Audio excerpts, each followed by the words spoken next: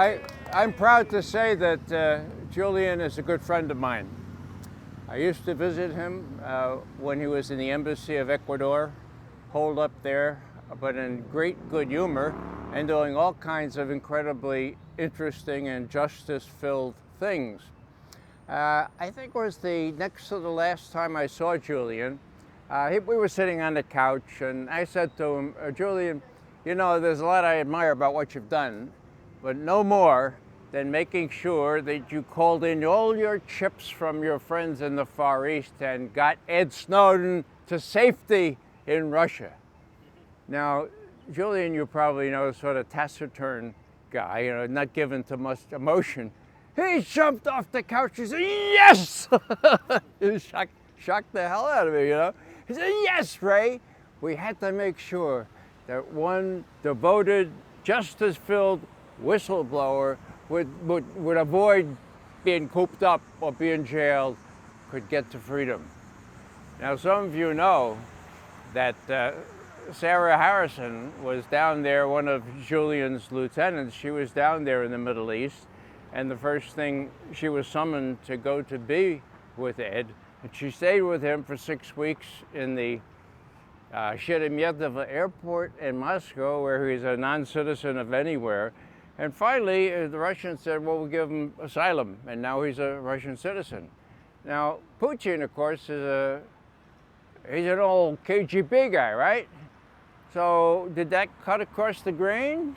You bet your life it did, you know. And they asked him, Mr. Putin, why did you give Ed Snowden asylum? He said, well, the law required it. He's a typical political refugee, and so, yes, he deserved it, so I gave it to him. Then they asked, well, would you have done that? And Putin, of course not, of course not. So here's Putin, a legally trained fellow, saying, look, the law says he should be given asylum. If nobody else will, I will. And then he says quickly, please, don't you other guys get the idea that you can do the same thing and get asylum from anywhere else, you know? So this is a long story, but the business about Ed Snowden typifies the unselfish nature of Julian. He wasn't doing any of this stuff for himself. He was doing it for others. And when he came for Ed, he saw the real thing, and he really pulled out all the stops. Some of you have seen the movie as to where Ed had to hide. You know, he didn't hide in any of the places that the local judiciary or the cops looked.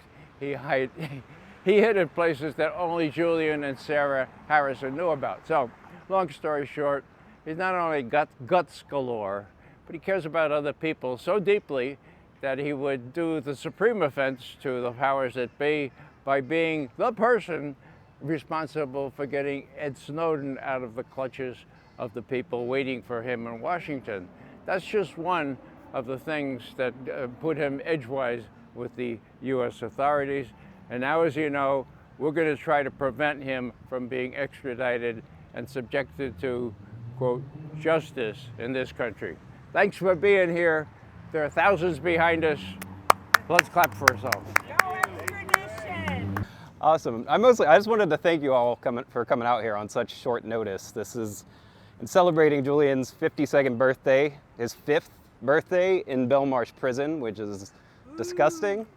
And I mean, obviously we need more people out here. We need people in the streets. This is really go time. He has 1 or 2 more Hail Mary passes as far as a pardon or with the higher court, but it's not looking good. Even the corporatist New York Times finally yes, they've right. Yeah, they've finally come around slowly, not soon enough, but we'll take it. But yeah, thank you all so much for coming out here. This is exactly what we need. And you know, Julian gave up his freedom for all of us and the right to know, but we definitely don't want him to become a martyr. So. And share on hashtag Free Assange. Free Assange. Assange banner drop. Free Assange now. But yeah, thank you all very much for coming out. 50, I believe. Yeah, 50 is, and there's some in Europe too. So they got their own banners printed and stuff. But yeah. So you'll see it on social media. Definitely we'll collect all these photos. But thank you all so much for coming out. Boss. I appreciate it. Thank you.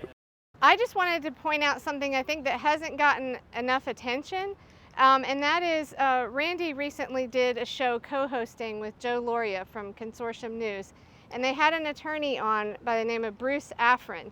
I believe he did stuff with Ralph Nader back in the day. Anyway, he really thought that Assange should file a motion to dismiss based on jurisdiction or lack of jurisdiction in Virginia, like have his U.S. attorneys do that. So there's a great show, one of Randy's episodes, where Bruce goes into that, and I know he was on Consortium News too, but of course that doesn't fix the problem of not criminalizing journalism, national security journalism in this country, but it does sort of put the brakes potentially on America being the U.S. bully. Like I always use this example. I'm trying to be funny here, but what if Kim Jong-un says, "Hand us Rachel Maddow, she broke our laws over here"? Like how do we have jurisdiction over this person that is not a U.S. citizen and was not on U.S. soil?